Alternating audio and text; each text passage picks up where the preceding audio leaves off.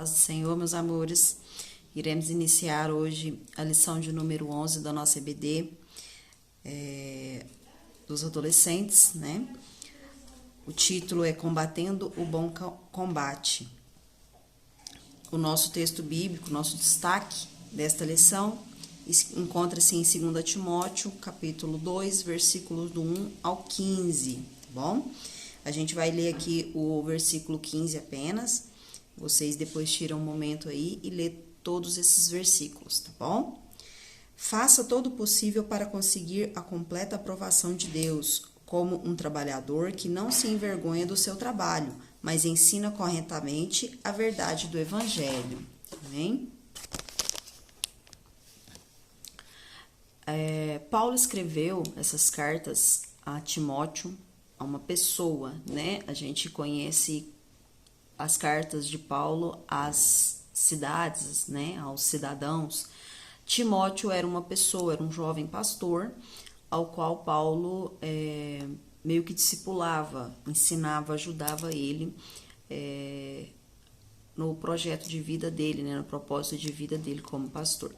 Então, ele ajudava ele, ensinava ele algumas coisas da parte de Deus para que o ministério dele fosse bem sucedido. E uma das partes deste ensinamento foi a questão de estar combatendo um bom combate, que é a lição de hoje, né? No primeiro tópico, nós temos aqui a luta do dia a dia. Paulo diz a Timóteo para ele seguir firme, né, no propósito que ele tem de servir a Deus, né, de ser pastor, de pastorear e levar a palavra de Deus às pessoas, assim como Jesus nos exortou para a gente ir levar o evangelho, né, a toda criatura. E ele diz a Timóteo que o sofrimento é inevitável quando a gente agarra esse propósito, né, de que ele teria sofrimentos e que era para ele suportar, ser fiel como um bom soldado, né? Um soldado, quando ele vai para a guerra, ele tem que ser fiel, ele não pode ser um desertor, né? Ele não pode abandonar, simplesmente falar assim, não, eu não vou, né? De acordo com as leis, né? Você seria um desertor. E Paulo explica isso a Timóteo, que ele deveria seguir propósito, né, que Deus tinha para a vida dele e que o inevitável iria acontecer, que era o sofrimento, porque quando você se agarra às coisas de Deus, a gente acaba sofrendo, porque muitas pessoas não entendem, muitas pessoas criticam, vêm as tribulações, vêm os problemas, o inimigo vai se levantar ainda mais, porque ele vai querer que você caia, que você peque, que você abandone. Então, o sofrimento, ele vem. Você pode não cair nele, mas você vai ter que ser firme nele, assim como Paulo disse para Timóteo. Amém? Em João 17:16, Jesus disse o seguinte: não são do mundo, como eu do mundo não sou. Então, nós não somos do mundo, nós estamos aqui, sofremos as coisas daqui, vamos ter que lidar com as coisas daqui, mas nós não somos daqui. E por isso a batalha se torna um pouco mais confortante, porque um dia nós retornaremos para os céus. Amém? Segundo tópico aqui, preparados para correr. Neste tópico, o apóstolo Paulo usa a figura de um atleta, né? Ele usou a figura de um soldado para explicar a Timóteo e agora ele usa um atleta. Um atleta, ele tem que ter um condicionamento físico para poder estar competindo, ele tem que seguir certas regras, né? Porque senão ele é desclassificado. Então, Paulo usa essa figura para mostrar algumas coisas a Timóteo. Mas o que ele quer dizer é o seguinte, que Timóteo tinha que ser obediente e fiel em tudo ao Senhor, seguir as regras, vamos dizer assim, né? Obedecer a palavra de Deus nessa carreira e estar preparado para o que viria. Mas, numa competição, um atleta ele tem que chegar em primeiro. E geralmente ele faz muitas das coisas da vida dele para agradar as pessoas, né, ao público dele. E Paulo explica que para Timóteo que ele não deveria agradar às pessoas, ele deveria agradar a Deus, e que chegar em primeiro ou ser o melhor, o mais preparado, não era o foco. O foco era a obediência ao Senhor, estar pronto a servir ao Senhor. Amém? Então, a gente usa a figura do atleta, temos que estar preparados, temos que estar dispostos e temos que seguir regras. Mas o alvo, o objetivo, não é chegar em primeiro lugar e nem ser popular, né? Como se diz, tem muitas pessoas que assumem a carreira cristã, vão ser bons ministrantes, bons palestrantes, mas acabam usando isso para fama e não para alcançar almas, para servir a Deus. Então, isso que Paulo quis dizer a Timóteo aqui nesse tópico, tá bom? E o mais importante, vou ler um pedacinho para vocês. O importante nesta corrida é sua lealdade e obediência no Senhor. Não adianta honrá-lo com os lábios e difamá-lo com o coração distante. Mateus 15:8. Diz o seguinte, este povo se aproxima de mim com a sua boca e me honra com seus lábios, mas o seu coração está longe de mim. Dizer que o ama em sua presença e negá-lo em sua ausência. A vida precisa ser vivida para a glória de Deus. Aceite viver a boa, perfeita e agradável vontade de Deus.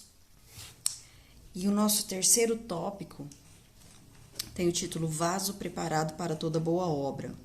Aqui, Paulo usa uma terceira metáfora para explicar Timóteo sobre a vida cristã que ele deveria seguir. Ele fala sobre vasilhas e vasos, né, que uma casa possui. E aqui ele diz que existem várias vasilhas e vasos dentro de uma casa, né? Assim como a gente tem na nossa, a gente tem vários tipos de vasilhas, né? Se a gente for olhar, a gente tem ali a vasilha de alumínio, né? A gente tem uma vasilha de vidro, a gente tem uma vasilha ali de tupperware, né? A gente tem uma vasilha ali de margarina que a gente guarda também, né? Para alguma ocasião. Então, na minha casa tem. Tem vários tipos de vasilha. Então, Paulo diz que numa casa tem vários tipos de vasilhas. E ele divide em duas categorias. As vasilhas de honra e as vasilhas de desonra. E ele diz que as vasilhas de honra são aquelas de ouro e prata e as de desonra são aquelas de barro e madeira, que na época eram essas, né? Esses modelos. E ele explica para Timóteo que as vasilhas de honra são os verdadeiros cristãos, aqueles que obedecem à palavra de Deus, que levam a verdadeira palavra de Deus às pessoas, né? Que são obedientes a Deus, que são usados nas ocasiões certas, né? Nas ocasiões especiais, assim como quando a gente tem uma visita, uma ocasião especial, a gente pega ali, por exemplo, o nosso aparelho de jantar, né? E vai oferecer ali para visita, para ocasião especial. É um produto que a gente toma mais cuidado. Assim somos nós como vasos raros, né? Como vasos de honra a Deus. Nós temos que tomar mais cuidado conosco mesmo, tá? Porque nós seremos usados para ocasiões especiais por Deus. E os vasos de desonra são os falsos mestres, aqueles que trazem palavras falsas, aqueles que vivem de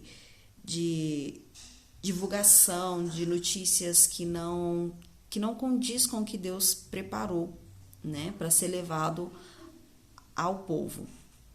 E Deus diz Paulo diz que eles não são capazes de sobreviver à prova, né, à provação de Deus, né, porque eles não carregam dentro de si o verdadeiro evangelho.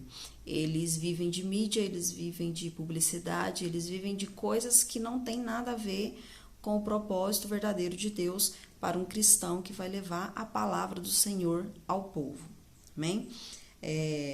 Vou ler o finalzinho aqui que diz: Paulo convida Timóteo a uma vida santa e de boas obras, e para isso será preciso que o jovem discípulo fuja das paixões da mocidade e procure viver uma vida correta, com fé, amor e paz, junto com os que com um coração puro pedem ajuda ao Senhor. Amém? Então, é esse o propósito de Deus para todos nós, que sejamos vasos de honra. A gente precisa fugir das paixões desse mundo, das nossas concupiscências, dos nossos desejos carnais, da nossa natureza carnal, né? Não é fácil, mas se a gente se preparar como um atleta se prepara para uma competição, se a gente tiver consciência das regras, né? Como um atleta tem, que ele tem que ter consciência das regras, se ele burlar uma regra, pode ser que ele não seja pego?